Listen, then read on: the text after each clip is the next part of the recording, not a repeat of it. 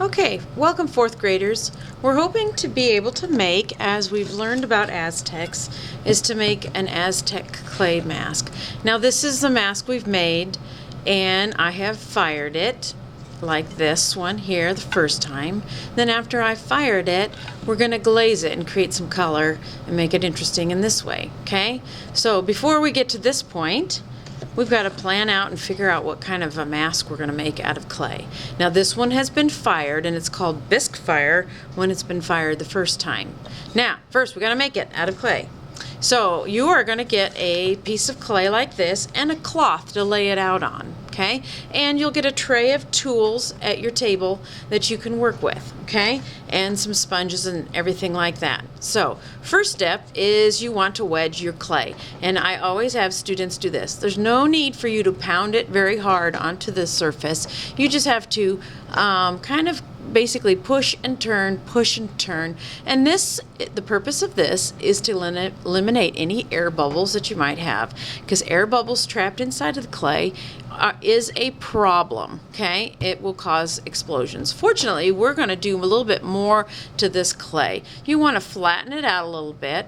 Now at this point you can flatten it out in two ways. You can use the rolling pin, which I have here, and you can roll it out to the size that you need, or you can kind of basically slap it down at an angle like this, and you will get it flattened out, okay? Do it a couple directions and you'll get a little bit more evened, flattened out piece of clay. Now I'm going to go in a couple of directions here to flatten it out. Now don't flatten it out too thin. We do want it kind of thick, about 1/4 of an inch like this one is here, okay? So flatten that out, spread it out, get it to the size. All right, perfect. And I'm going to use my template to create my mask.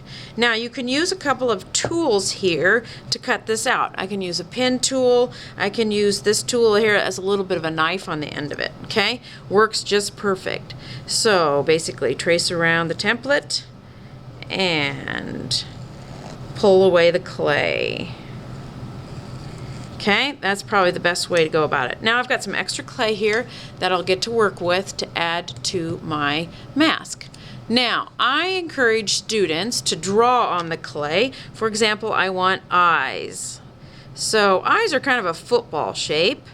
I want to just kind of create that. Now, if I am not happy with the look of my clay or how I drew that on there, I can just take this rib tool and erase it, okay? This is a rib. This is a rib, okay? And you can use either one of those, and you can also use a sponge. Sponge will also is a good kind of smoother outer. All right, so now I've got this. I'm going to draw in my eyes. Now we're going to cut out some of the eyes, but I don't want you to cut out more than just the eyes. If you cut out a lot of things, eyes, nose, mouth, it starts to get a little bit fragile and difficult to work with, and it may break, okay? So we don't want it too breakable. We want it to be able to stay together. So just cut out the eyes. That's my recommendation. Now use those this clay for the eyes. You can basically create some kind of a nose, any kind of nose, but whatever kind of nose I decide I want to make, I need to score and add maybe just a little bit of moisture to both the nose and the end of the clay. Just put a little bit of a spritz of clay. Maybe shape that nose into some kind of a shape. I'm going to turn this around so that you can see it. Okay, some kind of a shape there. All right, turn it around there so you can see what I'm doing here. All right, so that's my shape. Now I'm going to basically score that, get that roughed up. What this does is anytime clay is drying out, it shrinks just a little bit, and we don't want it to fall off of there. If it shrinks and it's not attached very well, it's just gonna fall right off. And Mrs. Davidson doesn't want to spend all of her time gluing back on little pieces. So you can kind of join that together. Take this nice little tool, it's got a little bit of a curved edge, and join that clay down like so. Okay? Now, from there, You can use some different tools for different purposes. This is a needle tool. It's great on this end, but it's also great on this end. And maybe give it a few little nostrils, okay? Something like that. You decide how you want your nose. Draw in a mouth if you want, or a frown, or anything with maybe some interesting teeth. Maybe you want to add some lips to it. Okay, so same procedure. Create what you want to create. Let's say you want some lips or something. Create a bit of a snake shape. Roll it out and score it. I decided this is needing to be a lip. Score it, put a little moisture on there, and add your lips. That's a bottom lip. We'll make another one. And here is a top lip.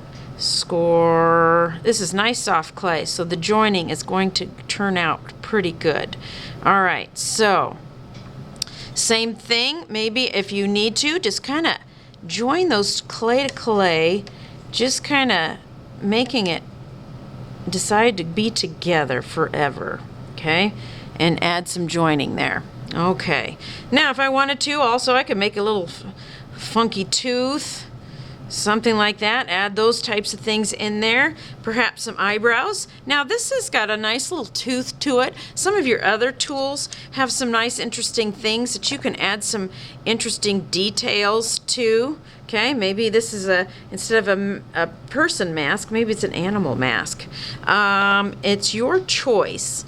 So maybe add some eyebrows, again with my snakes. You could draw them in, or you could make one big interesting. Just remember, any joining you have joined together. I think he needs a unibrow. What do you think? Okay, some funky brow there. He's kind of like a mad, I don't know what. So there we go. We've got that and that. We've added those. We could add ears. Now, some students have added things like ears and horns and maybe a goatee, beard, things like that. But the only thing that I recommend is anything that's really tiny and skinny added to it like this is going to break. It just gets dried out and very brittle. So make sure it's like at least the size of your finger, okay, the things that you add. So in my case, I'm not sure if I like the goatee. I'm gonna take that off of there and I'm gonna give it a couple of ears. So score and slip, make sure you rough up that surface, add that nicely.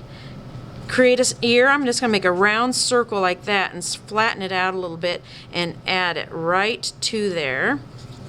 Circle, flatten, adding. Okay. Maybe it's a blue devil.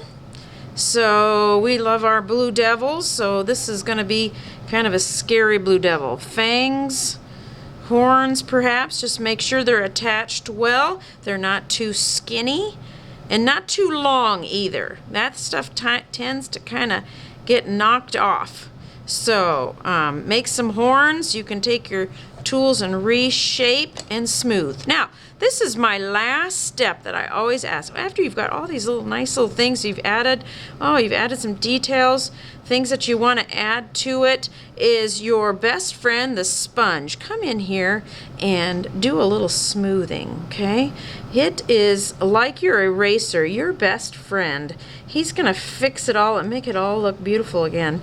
You've been working with it and you left fingerprints and maybe you gouged it once or twice, and so now you can kind of fix it up a little bit. Now I do caution whenever students are working with the water not to go crazy with the water, that you make it slimy. We don't want the clay to be slimy, but we want it nice and workable and soft and easy to use, okay? So there we are. Finished mask. Once you're done, you raise your hand and you ask Mrs. Davidson to flip it over, or you can flip it over. Put your hand on it like this, flip it over. Put your initials in here and your class name, 4H or 4R, whichever class you're in. You add that and we'll put it on a board over here to dry, and it'll take me at least a week to let them dry out nicely, and then I'll fire them and they're gonna look like this. And then when we glaze them with some glaze, it's gonna look like this after it's fired again, okay? So I will from here end my video and you can ask any questions that you'd like to ask.